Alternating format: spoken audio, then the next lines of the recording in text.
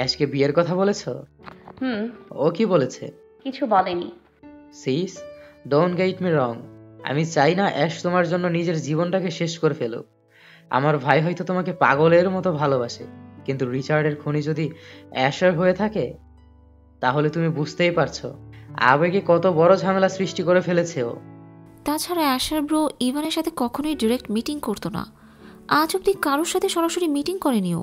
কিন্তু চার্লটের কথা শেষ হওয়ার আগে অ্যারন বলল, সিস, ভালোবাসা জিনিসটা খুব ভয়ঙ্কর। তোমার প্রতি আবেগী হয়ে সে নিজেকে শেষ করে দিচ্ছে। আমি ভাই হয়ে এটা সহ্য করতে পারছি না। Trust me. আই আন্ডারস্ট্যান্ড রন। আমি জানি তোমার কাছে তোমার ভাই বোনেরা ঠিক কতটা জরুরি, কিন্তু আমার লস অ্যাঞ্জেলসে ফিরলে ম্যারিড হয়েই ফিরতে হবে। আমি জানি সিস, জাভেইর তোমার সাথে ঝামেলা না করলে আমি আয়েশকে বিয়ের কথা বলতেও মানা করতাম।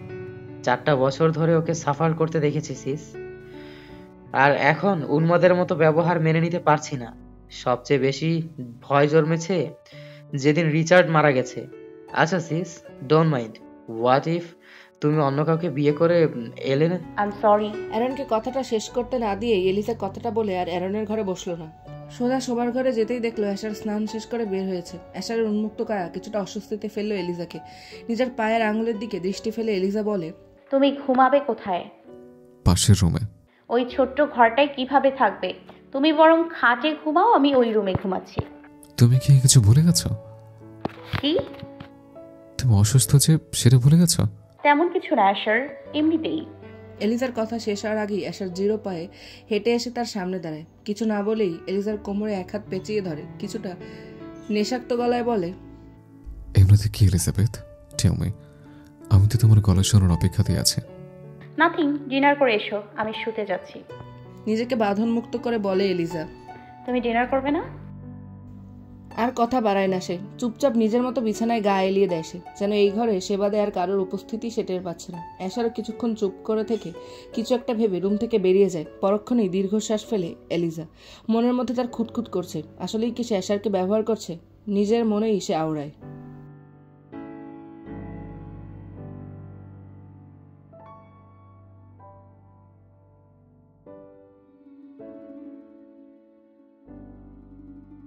পরদিন সকালে সবেমাত্র ব্রেকফাস্ট করে এসে অ্যাশার ঘরে পা দিতেই এক মুহূর্তের জন্য যেন থমকে গেছে তার হৃৎপিণ্ড।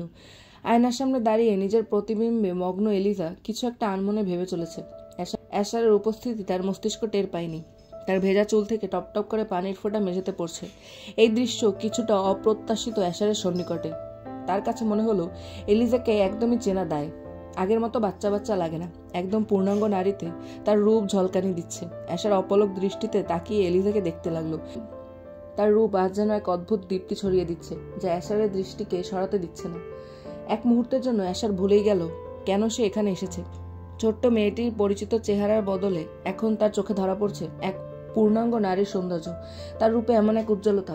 কিন্তু এই নতুন রূপ যেন অ্যাশারের ভেতরে এক শূন্যতা তৈরি করলো। বুকের কোথাও এক অজানা বেদনা তাকে তাড়া করলো। প্রতিদিন সকালে হয়তো ইভান তার এই রূপ দেখত। কথাটা ভাবতেই আবারও ঈর্ষান্বিত হলো অ্যাশার। মনের গভীরে ঈর্ষার শিখা জ্বলে উঠল প্রগাঢ়ভাবে। সে নিজেও বুঝলো না ঠিক কেন এমন হয় তার সাথে। কোনো কিছু না ভেবেই মোবাইল হাতে নিয়ে টুপ করে একটা ছবি তুলে নিল তার ভ্রমরের। কিছুটা সময় নিয়ে নিজেকে স্বাভাবিক করে আলতো স্বরে সে এলিজাকে ডাকলো, এলিজাবেথ। এলিজা চমকে পেছনে ফিরল। পর মুহূর্তেই মুখ অবয়বে বিস্তর এক হাসি খেলে গেল তার। উচ্ছ্বাসিত কণ্ঠে বলল, আশ, তুমি এখানে কখন এলে? আমি খেয়াল করিনি। তোমাকে নিতে এসেছি, তৈরি হয়ে নাও, আমরা বাইরে যাচ্ছি। ও, এক্ষুনি? চটজলদি প্রত্যুত্তর করলো এলিজা।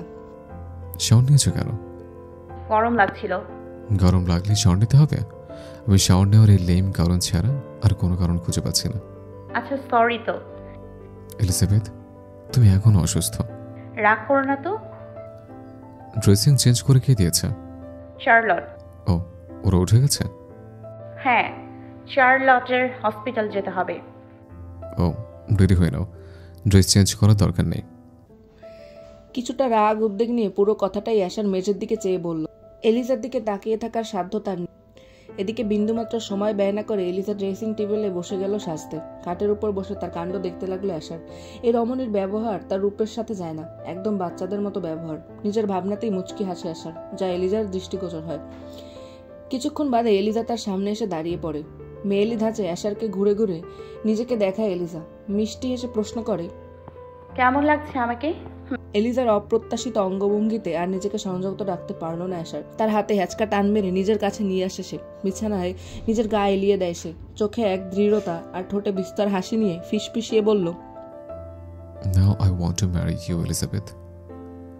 হাত বাড়িয়ে এলিজার কপালে পড়ে থাকা অবদ্ধ চুলগুলোকে পেছনে গুজে দেয় সে। অ্যাশারের হাসির দিকে মন্ত্রমুগ্ধের ন্যায় চেয়ে থাকে এলিজা। তার হুঁশই নেই অ্যাশারের কর্মকাণ্ডের দিকে। অ্যাশারের ছাইরঙা চোখে প্রগাঢ় দৃষ্টিতে চেয়ে থাকে এলিজা। হাসি থেমে যায় অ্যাশারের। বাস্তবতা নামক অবস্থা বা শব্দটি কিছু মুহূর্তের জন্য তার মস্তিষ্ক যেন ভুলে গেল। এলিজার ওষ্ঠের দিকে এগিয়ে যায় সে। পর মুহূর্তেই মস্তিষ্কের পর্দা ভেদ করে হুঁশ ফেরে তার। দ্রুত সরে আসে এলিজার আলিঙ্গনের বেড়াজাল থেকে। হতভম্ব হয়ে চেয়ে থাকে এলিজা। অ্যাশার তাকে ইশারায় নিজের উপর থেকে উঠতে বললে ধীরে ধীরে উঠে দাঁড়ায় সে। সরি এলিজাবেথ, আমি ইচ্ছাকৃত। ব্যাপার না অ্যাশ, আমিও বুঝতে পারিনি। দুজনেই কিছুটা ইতস্তত হয়। পরিস্থিতি স্বাভাবিক করতে অ্যাশার বলে, চলো তবে। চলো। সিঁড়ি বেয়ে নিচে নামতেই রান্নাঘরে দুজন মানুষের খুনসুটির সাক্ষী হলো অ্যাশ আর এলিজা। অ্যাশার কিছুটা গলা খাকড়ি দিয়ে কর্কশ গলায় বলে, সকাল সকাল রান্না করে কি করছিস? তোদের কি রুম দেওয়া হয়নি? চিল ব্রো, তুই সিঙ্গেল দেখে আমি আমার রোমান্স করতে পারবো না নাকি? ঠোঁট বাঁকিয়ে হাসে অ্যারন। বেয়াদব একটা। বিড়বিড় করে বলে অ্যাশার, বিড়বিড় করে লাভ নেই, আমি তো সত্যিই বলছি, তাই না? আমরা বড় হয়ে তুই এখনো। অ্যারন কথাটা শেষ করার আগেই এলিজা অবাক হয়ে অ্যাশারকে জিজ্ঞাসা করলো, অ্যাশ, আরে সিস, তুমি জানো না, হি হ্যাজ নো এক্সপেরিয়েন্স। অ্যারনের কথা শব্দ করে হেসে উঠল এলিজা। অন্যদিকে লজ্জায় নুয়ে পড়ার উপক্রম চার্লটের। এলিজাকে হাসতে দেখে অ্যাশার বাঁকা হাসে। এলিজার ঘাড়ের উপর হাত রাখতেই ব্যথায় কুকিয়ে ওঠে এলিজা। অ্যাশার দ্রুত তার হাত সরিয়ে নিয়ে আবারও এলিজার কোমর জড়িয়ে ধরে পাশ থেকে হ্যাচকা টানে এলিজাকে নিজের কাছে এনে অ্যারনের উদ্দেশ্যে বলে, She knows better than anyone else. অ্যাশারের এহেন কাজে এলিজা, অ্যারন আর চার্লট তিনজনই বোকা বনে যায়। এলিজার হাসি উবে যায়। ড্যাব ড্যাব করে চেয়ে থাকে অ্যাশারের দিকে। এলিজার চাহনিতে মুচকি হাসে অ্যাশার। পরক্ষণেই এলিজার কোমর ছেড়ে হাত ধরে হাঁটা দেয় সদর দরজার দিকে। তারা চলে যেতেই অ্যারন অবিশ্বাসের ন্যায় ভাঙা গলায় বলে ওঠে, ওরা কি? তার কথার মাঝে চার্লট বলল, তোমার কি? চলো, খাবে এখন? আমায় হসপিটালে যেতে হবে। Cherry, if they are intimate it would be bad thing. অ্যাশকে আমি কিভাবে সিসের কাছে থেকে ফেরাবো? আচ্ছা রন, তুমি কেন চাইছো না ওদের মিল হোক? কারণ অনেক আছে চেরি। অ্যাশ খুবই শান্ত মস্তিষ্কের মানুষ, কিন্তু গত 1 মাসের উগ্রতা দেখে আমি খুবই চিন্তায় আছি। সবই ঠিক ছিল, কিন্তু অ্যাশার যেদিন লস অ্যাঞ্জেলসে ফিরল, ঠিক তার 2 দিন পর রিচার্ডের মৃতদেহ পাওয়া গেল। এটা কি ফেলে দেওয়ার মতো কথা? বুঝতে পারছি। আর সবচেয়ে বড় কথা কি জানো? কি? গত 1 মাসে অ্যাশার আর ইভানের মধ্যে কয়েক দফা কথা কাটাকাটি হয়েছে, আর তাও এলিজাকে নিয়ে। তুমি কিভাবে জানো? উডি বলেছে। বিকালের পরন্ত সোনালি রশ্মির আবরণে ঢাকা পড়েছে অ্যাশারের রুমের বারান্দা। এলিজা সন্তর্পণে তা গায়ে মাখিয়ে নিচ্ছে বারান্দায় বসে। আঙুলের ভাঁজে ভাঁজে পৃষ্ঠা উল্টিয়ে যাচ্ছে হাতে থাকা বইটির। হঠাৎ দরজায় মৃদু আওয়াজ হওয়াতে এক পলক তাকায় সেদিকে। পরক্ষণেই দ্বিতীয়বার শব্দ না হওয়ায় পুনরায় চোখ মেলে বইয়ের পাতায়। এবারে আকস্মিক জোরেই কেউ করাঘাত করে বলে, এলি? সম্পূর্ণ কথা শোনার আগে এলিজা প্রশ্ন ছড়ে, কে? আমি অ্যাশ। ও আসো, দরজা খোলাই আছে। দরজায় হালকা ধাক্কা দিতেই তা খুলে যায়। রুমে ঢুকে কয়েক দফা চোখ ঘুরিয়ে এলিজাকে খোঁজে অ্যাশার। তা বুঝতে পেরে এলিজা ক্ষীণ গলায় বলে ওঠে, আমি বারান্দায়। এলিজার গলার স্বর লক্ষ্য করে সে এগিয়ে যায় বারান্দার দিকে। বারান্দার কার্নিশে হেলান দিয়ে এলিজার দিকে তাকাতেই থমকে যায় অ্যাশারের সময়। বিকালের রোদের মিষ্টি সোনালি আভায় এলিজাকে যেন গ্রিক দেবীদের মতো লাগছিল তার সন্নিকটে। অ্যাশার কিছুক্ষণ চুপ করে দেয়ালের সাথে হেলান দিয়ে দাঁড়ায়। মন্ত্রমুগ্ধের ন্যায় এক দৃষ্টিতে চেয়ে থাকে এলিজার দিকে। কোনো সারা শব্দ না পেয়ে এলিজা মুখ তুলে তাকায়। চোখে চোখ পড়ে দুজনার। এলিজা চোখ সরিয়ে নিয়ে আসে। বইয়ের পাতায় চেয়ে প্রশ্ন করে, কিছু বলবে? Can I kiss you? অবলীলায় উল্টো প্রশ্ন করে অ্যাশার। এলিজা পুনরায় তার দিকে চকিত হয়ে তাকালে কিছুটা দ্রুত বেগে হাঁটুমুড়ে এলিজার সামনে বসে পড়ে অ্যাশার। আবারও চমকে যায় এলিজা। আবেদনের সুরে চোখে এক অদ্ভুত মায়া এনে আবারও প্রশ্ন করে অ্যাশার, May I? শুধু একবার Elizabeth? I can't hold myself. একটু বলছো না প্লিজ? তুমি তুমি এমন করছো ash? Because I love you, silly girl. না, উই আর নট ম্যারিড, আর আমরা বিয়ে করছি না। এলিজার কথা শেষ হতে দেয় না অ্যাশার, নিজেই কিছুটা উন্মাদের ন্যায় বলে, বিয়ে করব, জলদি করব। Now let me. কথা অবধি শেষ করতে পারলো না অ্যাশার, কিছুটা ঝাঁপিয়ে পড়লো এলিজার উপরে, দখলে নিয়ে নিল এলিজার শীতল কোমল অধর। অ্যাশার যেন বদ্ধ উন্মাদনায় মত্ত হলো। এলিজার অক্ষিযুগল ঘোলাটে হয়ে এলো, অশ্রু জমা হলো, তার গ্রীবা দেশে পৌঁছালো না। তার ভঙ্গুর হৃদয় আরো ভেঙে যাচ্ছিল এক অনন্য বেদনার চাপে।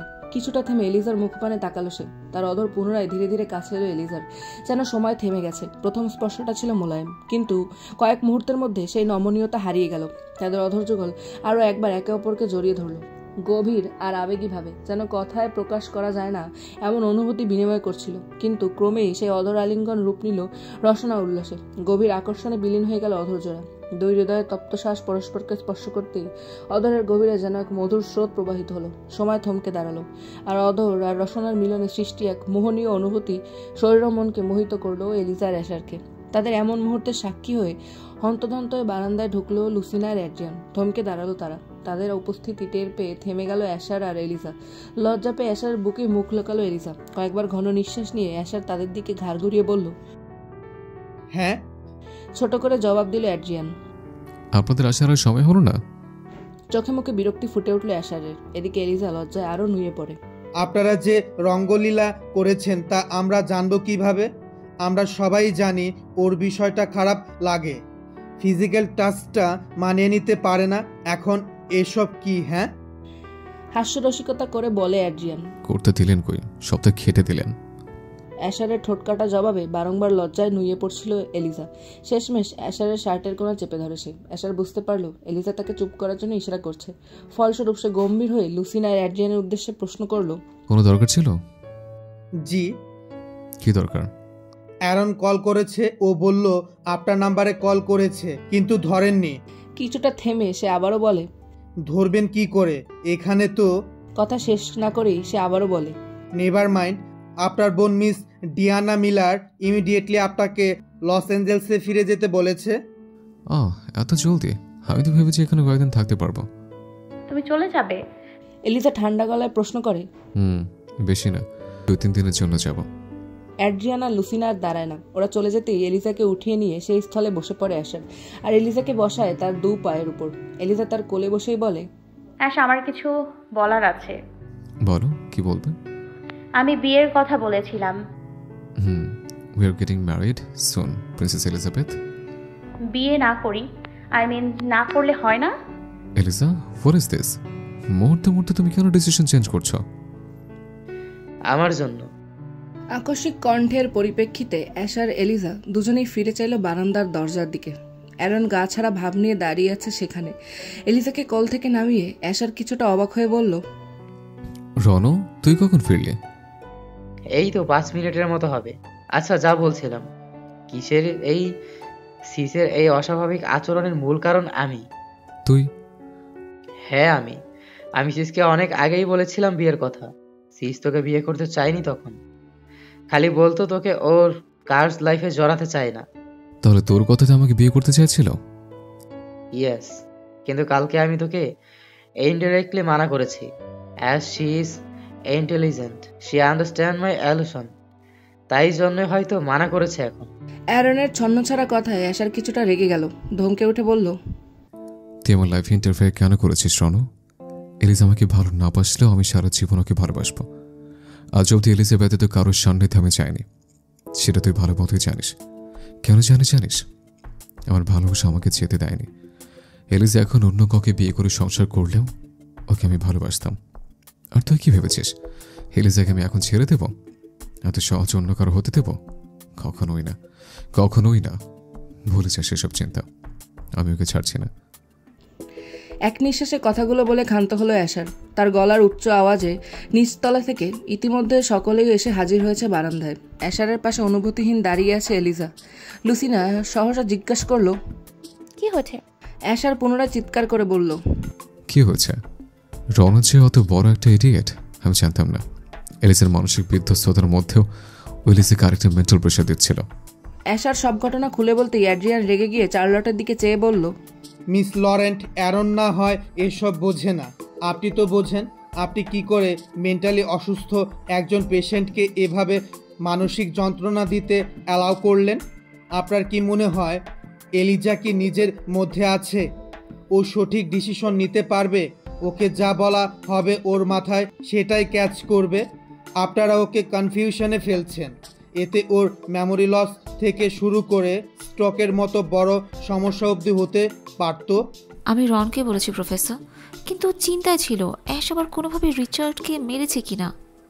হোয়াট? আমি কেন রিচার্ডকে মারব? রিচার্ডের লাশ যেদিন পাওয়া গেছে সেদিন আমি বাড়িতে ছিলাম, মামার সাথে বসে টিভি দেখছিলাম, আর ধারণা করা যে রিচার্ডকে তার আরও 1 সপ্তাহ আগে মারা হয়েছে। তখন আমি এখানে ছিলাম। তুই কিসের সাথে কিসের হিসেব মেলাতে যাচ্ছিস অ্যারন? কিছুটা তাচ্ছিল্য করে কথাগুলো বলল অ্যাশার। অ্যারন কিছুটা বিচলিত হলো। আসলেই তার মাথায় কথাগুলো 1 মাসে একবারেও আসেনি। তার ফলস্বরূপ এই একটা মাস বিনা কারণে সে এলিজাকে নিজের ভাইয়ের লাইফ নষ্ট করার জন্য দোষারোপ করে আসছিল। বারংবার এলিজাকে সে অ্যাশারের লাইফ থেকে সরে যেতে বলেছে। এত করার মাঝেও এলিজাকে মূর্তির ন্যায় দাঁড়িয়ে থাকতে দেখে লজ্জা পায় অ্যারন। মেয়েটা তাকে ছোট ভাইয়ের মতো দেখত, আর সে কিনা মেয়েটার খারাপ সময় মেয়েটাকে ম্যানিপুলেট করেছিল। সে কিছুটা মাথা নিচু করে বললে, আই এম সরি, আমি বুঝতে পারিনি। শোন রনু, এলিজাবেথ আমার প্রথম ভালোবাসা, ওই আমার শেষ ভালোবাসা। ও থাকুক কিংবা না থাকুক, আই ডোন্ট ফাকিং কেয়ার। ও আমার নিজের হলেও ভালোবাসবো, আর আমার মৃত্যুর কারণ হলেও আমি ওকেই ভালোবাসবো। Got it? কিছুটা থেমে সকলের দিকে চেয়ে আবারও সে বলল, she is my play, pause, finish and replay. আমার জীবনে কারো অস্তিত্ব না থাকলে এলিসার অস্তিত্ব কখনো বিলীন হবে না, এমনকি আমি মাটিতে মিশে গেলেও না। আই হোপ কথাটা তুই মনে রাখবি। কথাগুলো ফের এক নিঃশ্বাসে বলে এলিজার দিকে ফিরে চাইল অ্যাশার। এলিজার 2 হাত নিজের হাতে নিয়ে ক্ষীণ গলায় বলল, আমি জানি তোমার পক্ষে এত দ্রুত মুভ অন করা সম্ভব না, কারণ তুমি ইভানকে ভালোবাসতে। কিন্তু এলিজাবেথ, ভুলে যাও ইভানকে। তুমি আমার জগতে আমার আচ্ছাদনে পা ফেলেছ। ফিরে যাওয়ার পথ নেই। বিয়ে করলেও যা, না করলেও তা। তুমি যদি ভেবে থাকো এত কিছুর পরে আমাকে ফাঁকি দেবে, সে চিন্তা ভুলে যাও। Elizabeth, listen, maybe you are a princess, কিন্তু আমার কাছে এখন তুমি শুধুমাত্র এক কয়েদি। বেশি দিন নিজেকে আমার থেকে দূরে রাখতে পারবে না। কথাগুলো শেষ করে বাঁকা হাসে অ্যাশার। কয়েক মুহূর্ত এলিজার দিকে তাকিয়ে সজোরে এক হ্যাঁচকা টানে এলিজাকে নিজের কাছে টেনে নিয়ে এনে এসে এমন এক অবস্থানে টেনে নিয়েছে যেন আরেকটি হলেই তাদের ওষ্ঠাদের মিলন ঘটত।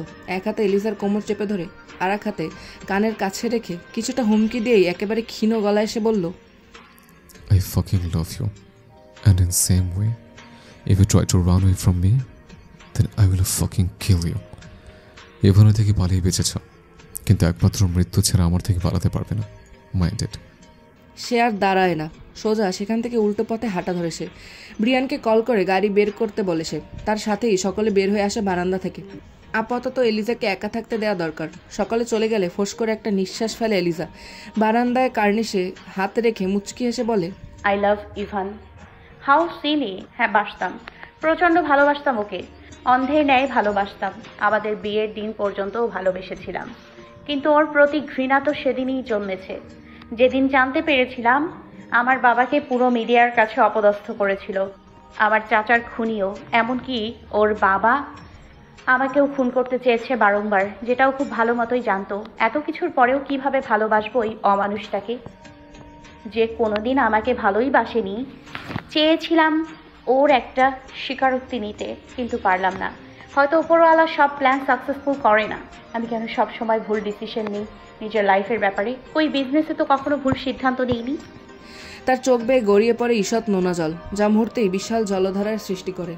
এত রাতেও ঘরে আসেনি অ্যাশার, হয়তো বাড়িও ফেরেনি সে। কোথায় আছে কে জানে।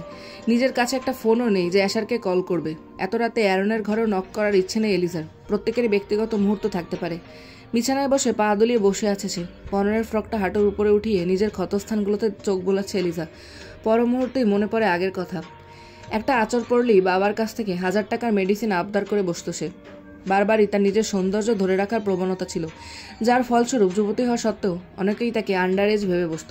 অথচ এখন কি হাল, চেহারায় কেমন এক বলিরেখা দেখা দিয়েছে। আরও কত কি।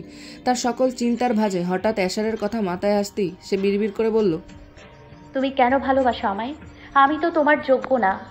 নিজেকে শেষ করে ফেলেছি আমি নিজের হাতেই।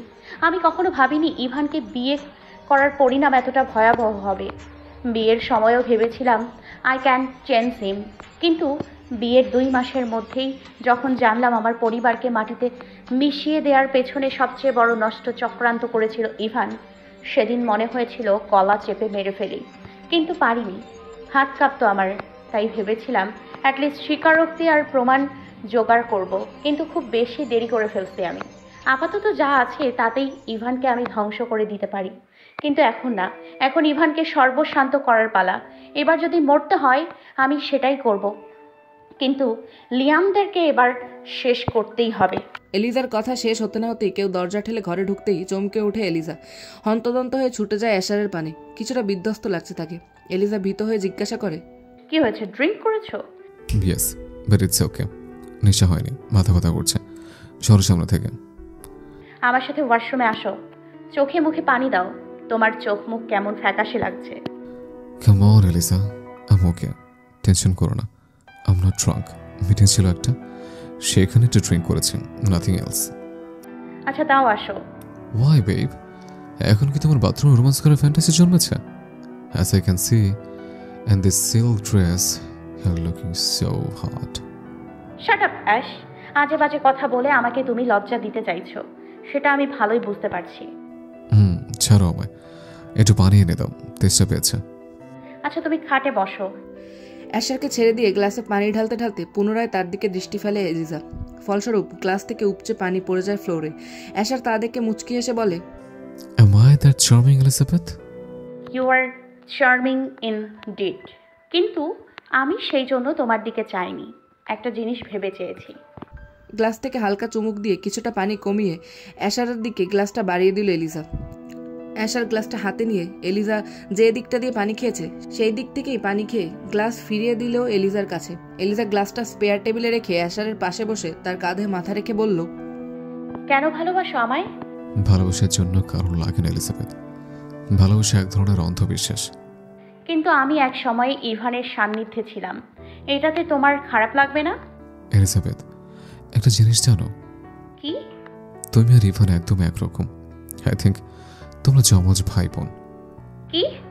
দ্রুত মাথা উঠিয়ে অ্যাশারের দিকে তাকায় এলিজা। এলিজার দিকে তাকিয়ে ভাবলে সে আবারও বলে ওঠে, এলিজাবেথ, ভাই বোনের সম্পর্কটাকে তোমরা এটা করতে পারো না। তোমরা টুইন হয়েও ইন্টিমেট ছিলে। ছি, তোমার মাথা ঠিক আছে? কি সব আজে বাজে বলছো? তাহলে কি বলবো? ইভানও আমাকে সেম কথা গত 1 মাস কম করে হলেও 1000 বার বলেছে। আর এখন তুমি যমজ না হলে চিন্তার তো মিল কিভাবে বলো? It's the fact. Elizabeth, typical ব্যাকডেটেরদের মতো কেন কথা বলছো? It's not your fault that you choose a wrong person.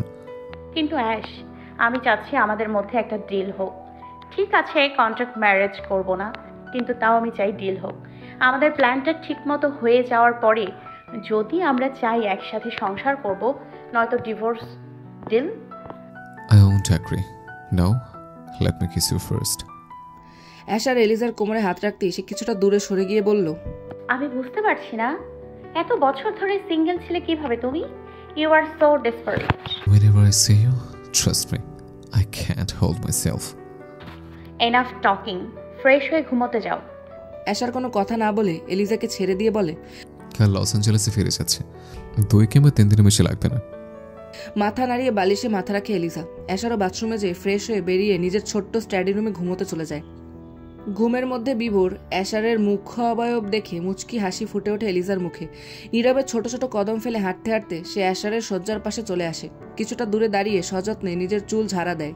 তার উদ্দেশ্য একটাই, অ্যাশারের চোখে মুখে তার চুলের পানি ঝরে পড়ায় যাতে ঘুমের মধ্যে তার শান্তির কিছুটা বিঘ্ন ঘটে। আর হয়ও তাই। অ্যাশার কিছুটা বিরক্তি নিয়ে চোখ মেলে তাকায়। তার মুখ্য অবয়ব দেখে এলিজার এক মুহূর্তের জন্য মনে হলো সে কিছুটা অবাক হয়েছে কোনো এক অজানা বিষয়। এলিজাকে দেখে এক কোমল হাসি অ্যাশারের মুখে ফুটে ওঠে। এলিজার নীরব হাসি দেখে সে মাথা তুলে উঠে বসার আগেই এলিজা তার দিকে তাকিয়ে বলে ওঠে, ভয় পাওনি কেন? অ্যাশার আড়মোড়া ভেঙে তার শরীরে গরম ঠিক করে হেলান দিয়ে বসে। বসে থাকা অবস্থায় কোনো শব্দ ছাড়াই শুধু চোখে চোখে ইশারা করে তাকে কাছে ডাকে। এলিজা এগিয়ে গিয়ে তার কাছে বসতেই অ্যাশার তার হাত ধরে নিজের কাছে টেনে নেয়। সদ্য ঘুম ভেঙে ওঠা গলায় এলিজাকে মৃদু প্রশ্ন করে, ভয় পাবো কিভাবে? গত 2 দিন তো তুমি এই কাজটা করেছিলে, তাই না? এলিজা কিছুটা তীক্ষ্ণ স্বরে বলে ওঠে, তুমি বড্ড নিরস। ধ্যাৎ। অ্যাশার একটু মুচকি এসে অভিযোগ করে বলে, তোমার এই স্বভাবটা আমার মোটেও ভালো লাগে না এলিজাবেথ। এলিজা চুপ থাকে কিছুক্ষণের জন্য, তবে কয়েক সেকেন্ডের নীরবতা ভেঙে প্রত্যুত্তর করে। কি আবার করলাম আমি? অ্যাশার একটু কপাল কুচকে যেন অজানা অভিমান থেকে উত্তর করে, সকাল সকাল স্নান করার কি দরকার ছিল তোমার? এখনো বুঝতে পারলাম না, এটা কেমন স্বভাব? এলিজা একটু অস্বস্তি অনুভব করে, কিন্তু তার মুখ অবয়বে হাসির রেখা রেখেই প্রশ্ন করে, গোসল করতে কি কোনো কারণ লাগে? অ্যাশা নিজের অজান্তেই আরও কিছুটা বিদ্রুপ যোগ করে, বলল, অবশ্যই লাগে। থেমে গিয়ে মুখ অবয়বে বিস্তৃত বাঁকা হেসে আবারও বলে ওঠে, তবে যদি তুমি বলো আমি কারণ বের করে দেব। এলিজা তার দ্বিমুখী কথা পুরোপুরি বুঝতে পেরে কিছুটা ঝাঁঝালো স্বরে তাকে সাবধান করে বলে, ওঠো এখন, সময় নষ্ট করো না, ফ্লাইট মিস করে যাবে। অ্যাশার কিছু বলে না, কেবল মুচকি হাসি দিয়ে সে বিছানা ছেড়ে উঠে দাঁড়ায়। দুজনের মধ্যে কথোপকথনটি যেন কোনো নির্দিষ্ট সময়ের মধ্যে আটকে যায়, কিন্তু তবুও এক ধরনের মিষ্টি অস্থিরতা থেকে যায়। তার হাসি, এলিজার কথায় আর অদৃশ্য সংলাপে পুরো পরিবেশটা যেন এক অদ্ভুত মাধুর্য ভরে ওঠে। তারই মাঝে অপ্রত্যাশিতভাবেই কিঞ্চিত আলিঙ্গন করে বাথরুমের দিকে পা বাড়ায় অ্যাশার।